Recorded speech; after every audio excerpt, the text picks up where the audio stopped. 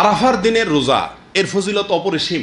নবী করিম সাল্লাল্লাহু আলাইহি সাল্লাম বলেছেন, আরাফার দিনের রোজা যদি কেউ রাখে, আল্লাহর কাছে আমি ধারণা রাখি, আল্লাহর প্রতি আমার ধারণা হলো এই রোজার বিনিময়ে আল্লাহ তাআলা রোজাদার ব্যক্তিকে 1 বছরের পেছনের 1 বছরের সামনের অগ্রিম গুনাহ আল্লাহ তাআলা মাফ করে দিবেন।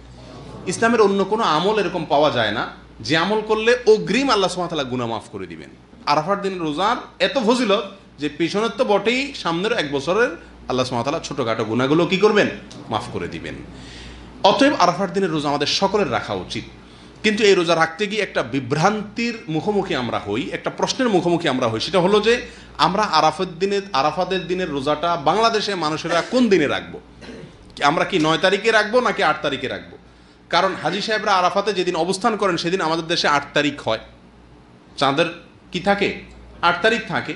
তো আমরা কি হাজী সাহেবরা আরাফাতের মধ্যে অবস্থান করছেন সেদিকে তাকায় 8 তারিখেই রাখবো, নাকি হাজী সাহেবরা সৌদি আরবে যেহেতু 9 তারিখে আরাফাতের ময়দানে অবস্থান করছেন, অতএব ওই 9-এর দিকে তাকে আমরা 9 তারিখে রাখবো? এটা নিয়ে একটা ধোঁয়াশা, একটা প্রশ্ন আমাদের ভেতরে কমবেশ আছে।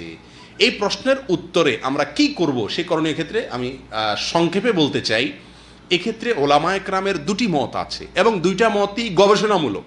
এর কোনোটাই কোনো হাদিস থেকে স্পষ্টভাবে সমর্থিত না, বরং উভয় মতই যার যার বুঝ এবং গবেষণা লব্ধ।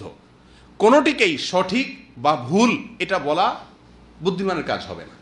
অনেক ওলামায়ে কেরাম বলেন, আমরা হাজী সাহেবরা আরাফাতের ময়দানে যেদিন অবস্থান করবেন, পৃথিবীর সকল প্রান্ত থেকেই আমরা হাজী সাহেবদের ওই অবস্থানের আরাফাতের অবস্থানের দিনেই কি রাখবো? রোজা রাখবো। এটাই হলো আরাফাত দিনের রোজা। যদি সেদিন কোনো দেশে ঈদ না হয় তাহলে আমরা রাখবো, সেটা আমার দেশে 8 তারিখ হোক 7 তারিখ হোক, দেখার দরকার নেই। এটা হলো অনেক ওলামায়ে কেরামের মত। অনেক ওলামায়ে কেরাম বলেন না, আমরা 9 তারিখে রোজা রাখবো আমাদের দেশে, সেটা হাজী সাহেবদের আরাফাতে অবস্থানের পরের দিন হয়, অর্থাৎ এদেশে সৌদি আরবে ঈদের দিন হয়, ওই দিন আমাদের দেশে 9 তারিখ, আমরা 9 তারিখে রাখবো। কেন? কারণ নবী করিম সাল্লাল্লাহু আলাইহি সাল্লাম যে আরাফাতের দিনে রোজা রাখতে বলেছেন, আসলে 9 তারিখকে, জিলহজের 9 তারিখকে আরাফাতের দিন বলা হয়। এখানে তারিখটা হলো উদ্দেশ্য, আরাফাতের দিন এটা হলো শুধুমাত্র নাম। জিলহজের 10 তারিখে ইয়মুন নাহর বলা হয়, জিলহজের 9 তারিখে ইয়মে আরাফা বলা হয়, জিলহজের 8 তারিখে ইয়মুত তারবিয়া বলে। এগুলো হলো এই দিনগুলোর এক একটা নাম। যেহেতু নবী সাল্লাল্লাহু আলাইহি ওয়াসাল্লাম আরাফার দিন রোজা রাখতে বলছেন, অতএব 9 তারিখে রাখবেন, এরকম একটা মত ওলামায়ে কেরাম বলেন।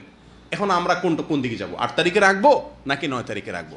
আমি বলি, যেহেতু কোনো মতের পক্ষেই সুস্পষ্ট কোনো হাদিস নাই, অতএব আমাদের জন্য সবচেয়ে যুক্তিসঙ্গত হলো দোনো দিন রাখা, 8 তারিখে এবং 9 তারিখে রাখা। কারণ জিলহজের 1 থেকে 9 তারিখ পর্যন্ত এর প্রত্যেকটা দিনই আমাদের কমবেশ রোজা রাখার চেষ্টা করা উচিত। নবী সাল্লাল্লাহু আলাইহি সাল্লাম বলেছেন, মা মিন আইয়ামিন আল আমালুস সালিহু ফীহিন্না আহাব ইলাল্লাহ মিন হাযিহিল আইয়াম। জিলহজের 10 দিনের চাইতে অন্য কোনো দিনে আমল আল্লাহ তাআলার কাছে বেশি প্রিয় না।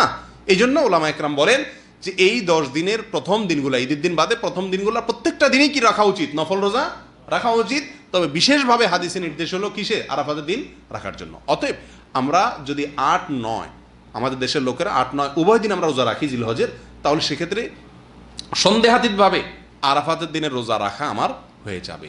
অতএব এই 8-9 উভয় দিন রাখাই আমাদের জন্য সবচেয়ে উত্তম এবং বেস্ট। আল্লাহ তাআলা আমাদেরকে আমলের তৌফিক দান করুন।